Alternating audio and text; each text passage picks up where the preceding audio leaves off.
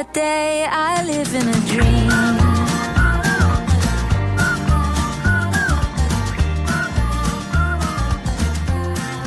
I live in a dream.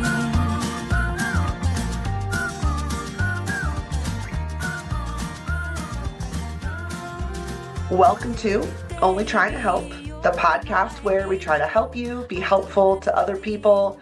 Folks, you might remember our guest, Scott. He was on our show, maybe like 2 years ago or something like that. But I was doing a series about parenting, and we did one about parenting toddlers and one about parenting young adults. And Scott, you joined us for an episode about parenting teens. But I'd love for you to just kind of refresh the audience's memory and tell us a little bit about you. Yeah, thanks, Kate. It's good to be back.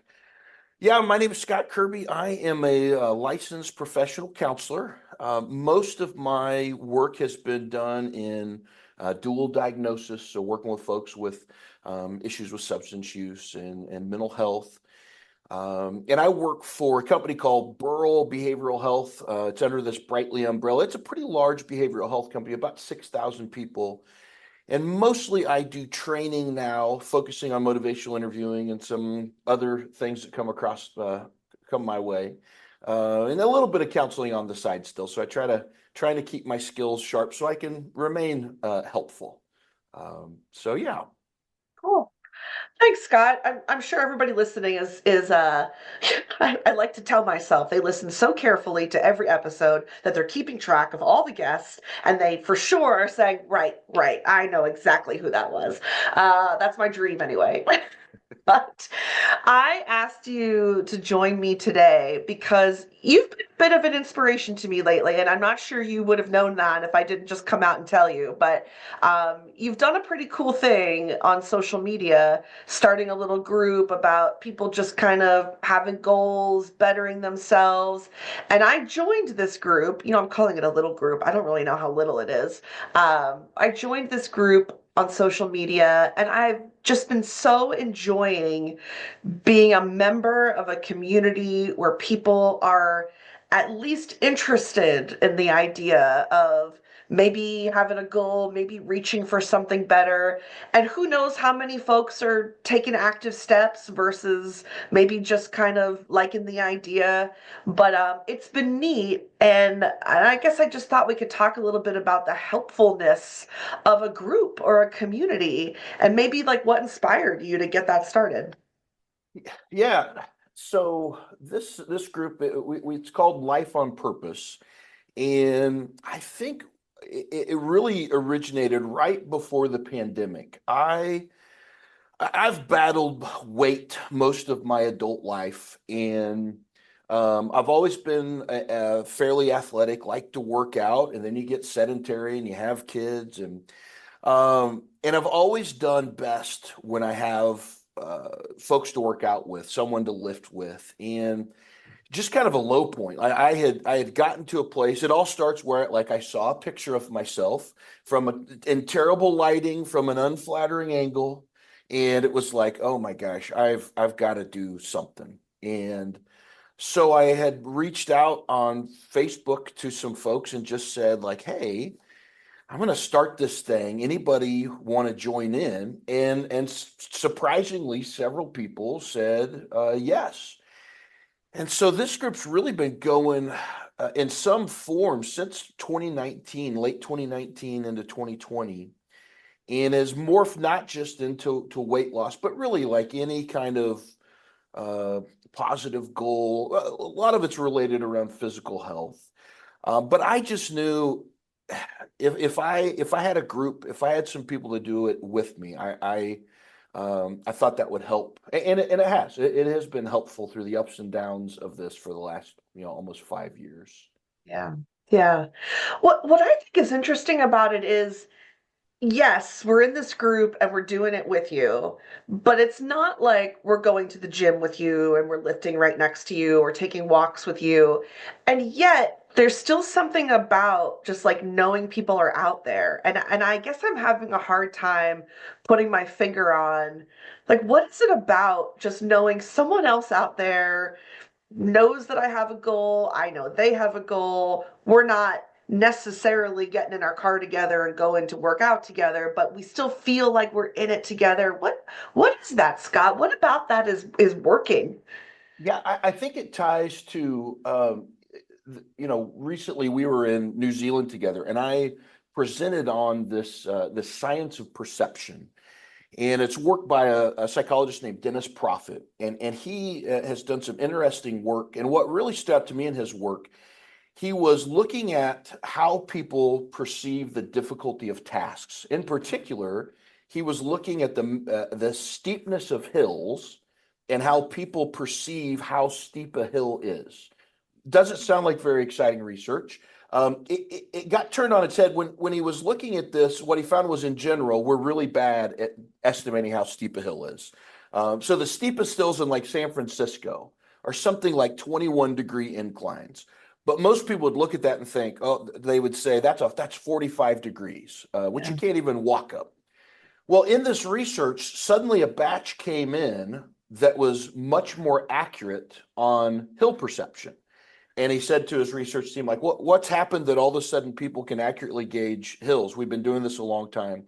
Let's figure out about what this group is. And it was a group of Division I women's soccer players. I believe it was the University of Virginia.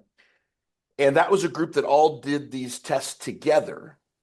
And that led to him kind of figuring out, okay, what was it about this group that they could accurately gauge how steep the hill actually was? And figured out that since this was a group of elite athletes in peak physical shape, and for them, running up a hill, even a steep hill, doesn't take as much energy, doesn't take as much effort. And so because of how in shape they were, they saw the hill more accurately than maybe somebody who is overweight. And that led to some further testing on, okay, what are some other things that affect the perception of the steepness of hills? And they tested things like those carrying a backpack versus those not. If you're carrying a backpack, you rate the hill as more steep. If you're listening to happy music versus sad, and maybe what ties to this, those who are walking alone versus those who are walking with people, especially people they had a connection with. The people walking with others they had a connection with were more accurate in their perception of hill steepness. And there seems to be something about that the collective energy that we have in a group that causes us to actually see the hill as less steep if we're going with other people. And I have to think that ties into these physical health challenges and trying to overcome things. And so even though we're not walking the hill together necessarily, when I know there's, I think the group right now is 87, there's probably 15 people who are somewhat active. But just knowing there are other folks out there kind of walking hills with me, it changes it. It changes it for me. It's really interesting. And I imagine it could kind of go both ways. Like accuracy is what's happening, right? Like you're more accurately seeing what the challenge is ahead and how challenging it really is. And you've posed that maybe knowing other people are out there, somehow it doesn't seem as challenging. But I suspect the accuracy could also be that sometimes so, this sounds ridiculous, but sometimes I fool myself into thinking these changes will be really easy, and I'm surprised by how hard they are. And finding out in this group that other people are struggling actually gives me a more accurate view of how steep this hill is. And I can see, wow, look at all these other people posting about how they've regained the weight that they lost and they fell off of their habit of going to the gym every day. And I'm getting a more accurate view of how hard change is. And it kind of gives me a little bit of like self-compassion of like, you know what, Kate, like you're struggling too, and you're not the only one. There are other people out there facing this steep hill. Yeah, there's got to be something to that. I think you're right. Like yeah, to find out this hill that you think you're going to just run up or whatever, and to find out. And I think to your point, one of the things that I have really tried to do with the group, because I think we've seen this. We've had friends, maybe we've been that person when it comes to weight loss. You have some success. You know, you might go a year or two. Heck, you've done Beachbody, and now you're like a Beachbody rep, and you're doing great. And all of a sudden, that person goes silent, and they stop posting photos of themselves. And we've seen that cycle where they regain the weight, and there's shame with that, and there's and so I have really kind of committed to laying it out there. I mean, I list my real weight, not expecting other people to do it, but because I want to show, and I'm that person. I had great success for about 3 years, 2019 to mid 2022, late 22. I had lost 100 and something pounds and kept it off. And boy, it was going great. And then I put most of it back on. And there was a period of time it's like, gosh, I don't even want to post. But that thought of like, this is what it really looks like to climb this gosh darn hill. Yeah. And that hope that others who maybe had done well and now they don't want to say like, actually, I'm feels like I'm starting all over. To know like, hey, to know we're all still trying to climb this thing and still in the journey together. That has been meaningful to me, with the highs and lows. And it's helped me see more accurately, like this is probably a challenge I'm going to be having for the rest of my life. And if I can have a crew, along with me on this, I have a heck of a lot better chance to successfully climb or get back up when I slide down the hill a bit. Yeah. Yeah. I was related to that. I was giving some thought to, what is it that feels inspiring or helpful to me as even just like an observer in the group, just kind of reading things people are posting. And it's when I know that I have stopped doing all the things I said I was going to do, and I've stopped eating the healthy diet, and I'm not exercising, and I'm not hitting my goals. I have a habit of having this fleeting moment of hope of like, I'm going to get back at it. And then somehow I do this cruel thing to myself where I say, like, how dare you even have hope? Where do you get that from? Like you have failed 1,000 times. It's sort of like Obama's book, The Audacity of Hope. Like it feels like I have a lot of audacity, like daring to pretend like, oh, I'm gonna try again. And then Scott, when I see you come back after a little quiet period and say, hey folks, I'm starting again, it reminds me that like that's what it looks like to pick yourself up and start again without being mad at yourself, without saying, how dare you, without saying, how dare you have hope that it'll be different this time. It's nice for me to watch you say, I'm back, here we go again. And I think to myself, okay, me too, me too. And I think that's a helpful thing that I see in the group. Yeah. And same. I mean, having the others that post the same things, even those, I think there's a lot of people who do kind of watch on the side and they'll post every so often, but just seeing, there's a guy in there, Nick, it's an old friend of mine, and just every so often, this is a guy, I mean, he's ridden so many miles on his bike. It's so inspiring. And just every once in a while he'll post something. It's like, it's good to know Nick is still cycling. There's something about that on a cold day helps me get out to the track because I know Nick is out there somewhere, Yeah. still pedaling. Yeah. That's a helpful thing. I think with that, one of the challenges I'm finding this go around, and I find it helpful to kind of process in the group. I have found I want to jump right back to where I ended in 2022 when I had really good habits and I was doing all the things. And I really want to try to start there without appreciating that I didn't start there last time. Those were things I built along the way. Yeah. And that's really been a challenge to as far as beating myself, like, oh my gosh, I wanna be doing the whole thing right now and not allowing, like, I don't feel like I'm starting all over because I've learned so much and I'm not from scratch. And yet there is a period of, kind of getting back in those habits. And I find it helpful to process some of that and to hear from other people things that in my head, I get stuck on, but to be able to say them out loud, it lands differently. Um, Yeah, I mean, I guess what we're both saying is that it allows us a little bit of self-compassion. For you, it's around like, okay, let me take it easy on myself. I can't just jump into where I was at my like peak fitness a couple years ago. And for me, it's a little bit of compassion around like, let me take it easy on myself. A lot of people are breaking their habits that they had gotten into and having to start over again, not from the beginning, but from someplace. And so maybe that's an outcome that we're both getting, which is like just kind of being a little kinder to ourselves. So I appreciate that. One thing I was thinking, because this podcast is about helping other people.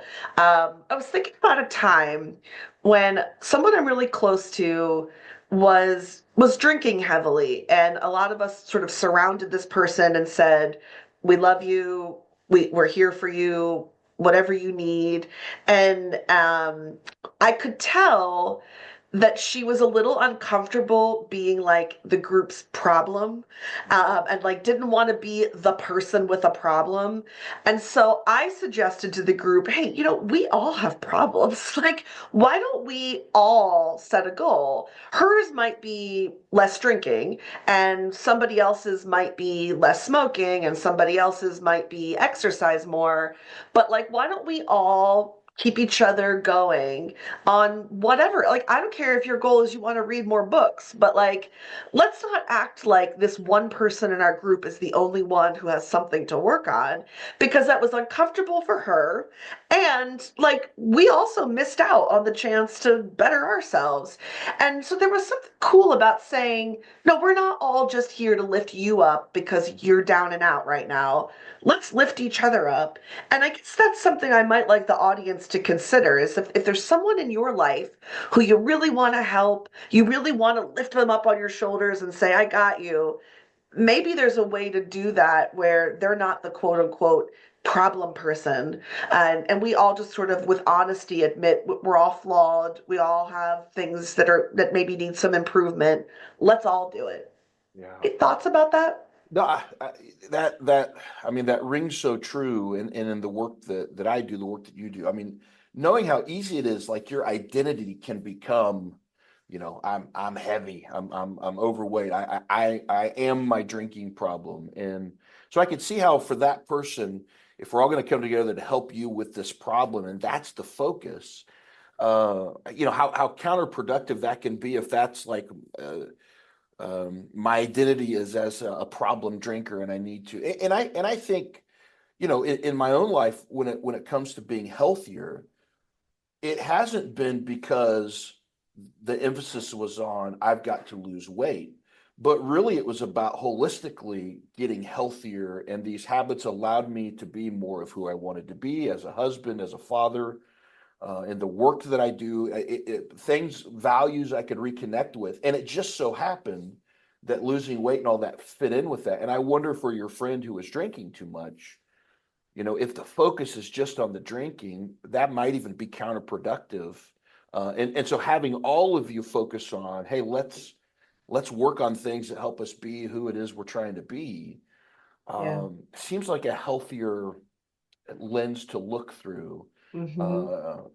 collectively even. Yeah. Yeah. You're right. Like aligning it with just overall, who do we want to be in this world? How do we want to show up in this world? And also normalizing that no one's really arrived at that place. No one has. No one's walking around this earth saying, well, I finished, like I did it all. Right. And so I think normalizing that, like, working on yourself is just the same thing everybody's doing out there, or I would hope. I would hope everybody's doing that. Maybe they're not all doing that, but we all have something to work on, whether we're working on it or not. Yeah. Yes. Those would the folks who don't have anything to work on, we're probably not friends with them. They're probably unlikable human beings. If they've got it all figured out, yeah, they would be tough to hang out with. Yeah. It's funny. Well, I don't know how much you are maybe kidding about that, but I have often found that like people seem closer to me when I talk about my flaws and my problems. Like, they don't really want to know a perfect person. And so the more I'm willing to share that, I often feel like the closer my relationships become. So there's maybe another good reason to be in a group. Yeah. Yeah, I think you know, and that resonates with some of what we know in like motivational interviewing of that when especially like when it comes to confidence, there seems to be that sweet spot of if it only bothers us too little, it doesn't get us moving. But if it's too much, and so when I see the person who's just they're killing it, they're every day they're up and they love the treadmill and they just it's like, boy, that is so far from where I am. It's almost disheartening in their perfection. So, you know, I joked about, you know, I had a doctor I really liked, and he was a little bit heavy, and I felt like he knew the call of like a McRib. Like he in his life, he had felt that, and so there was something about his lack of perfection that I could connect with him because I felt Yeah. like he got what it was to fill the call of the McRib. Yeah. That's it might be what I title this episode, The Call of the McRib. Yeah. I love that. Yeah. Well, I do trainings as well, and it's always interesting to me when I'm training like a group of like doctors and nurses, a bunch of healthcare providers. I'll ask them, what are some of the hardest things about having conversations with your patients related to diet, exercise, things like that. And a fair number of them say, it's awkward for me to talk to my patients about doing things that I know I myself am not doing. And we've often had these really cool discussions about how your patients might appreciate you sharing that, like, hey, I know the call of the McRib, okay? I do. I've Yeah. yeah, yeah. No, I think yeah, and that speaks to that fear inside of us that if I don't have it all together, I can't help someone else. And it's like we know that's not the case. Thank goodness, or none of us would be able to help anybody if it was. I have to have it all together first, and that's what I love what you did with your friend of like, hey, let's travel together. Let's see where we can get to together. There's something to that. Yeah. Well, and I also think we can reduce a little stigma. Like, you know, when someone is approached about their drinking, it can feel very shameful and confrontational and like we're all judging. And my goal was to say, listen, you're just someone who's kind of wrestling with something that maybe isn't so good for them. I don't think it's all that different than our other friend who is struggling in some different way, like maybe thinking about dropping out of school. Like it's just a different struggle. Like, why don't we all just kind of face these, to go back to your research study, face these steep hills together? Some hills are steeper than others, but like, we don't need to draw a big comparison. Let's just say we're all climbing some hills and let's look out for each other while we're doing that. Yeah. Yeah, yeah, I like that. That some hills are steeper, and some people are carrying bigger backpacks, and so it does make it a harder trip. And so we can acknowledge that, and we're all we're all carrying something. We're Yeah. all, climbing something. So Yeah. yeah, I think just as we're talking, I mean, it makes me think. So professionally, particularly like. I for a little while, I've mostly been in community mental health, and I've always loved the team aspect of that, the communal. For about 5 years, I got away from that and was doing consulting on my own. And I found out, A, I'm not that entrepreneurial, and B, I only have so many good ideas. And so now in my job, I'm really excited. I get to partner with another motivational interviewing trainer, a member of Mint, and we're trying to implement for 6,000 members, how do we implement an MI training program that can stand the test of time? Mhm. And so in that we have an instructional designer and we have a program man and just all these people. I've truly just found where I think some of my greatest giftedness is not my brilliance. I do a really good job of building off other people's ideas. I could have been an okay improv player in a different world. So something about that togetherness, and these are a lot of the people speaking into this aren't experts in motivational leadership or even training, Mhm. but what we've been able to create together and the ideas that come up that again, I have only so many good ideas and I'm out of them. I'm at 47. I think I've done. But together, there's just something about that I really appreciate in my older age now, knowing we can accomplish so much more than I could as the quote unquote MI expert. Yeah. And that's been Yeah. meaningful over this last year to do that work.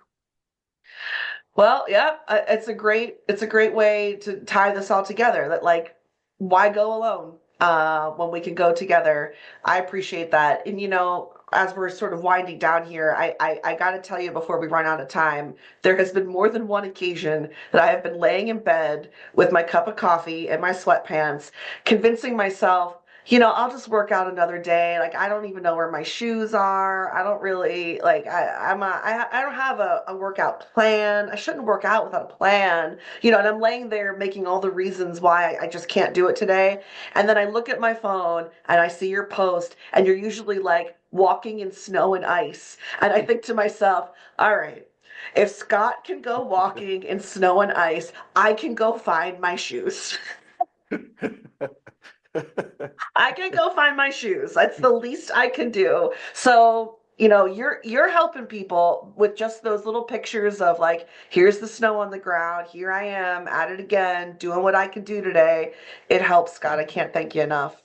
Well, I appreciate that. That encourages me to keep going. In the world today, it's nice to know, if nothing else, in the small pockets around us and those that we bump into, we can make a little difference, and Yeah. and vice versa. You've been an encouragement to me many times over the years, so I appreciate having you as part of my life on purpose.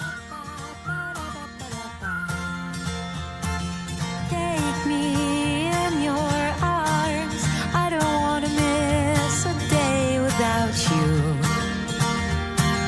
Let's stay young forever. There is nothing we can't do. And nothing can break us apart when we're together. Facing the sky, we know that we can fly on the wings of love. And we can climb on every mountain top. I never knew eternity was real till I met you. Since that day, I live in a dream.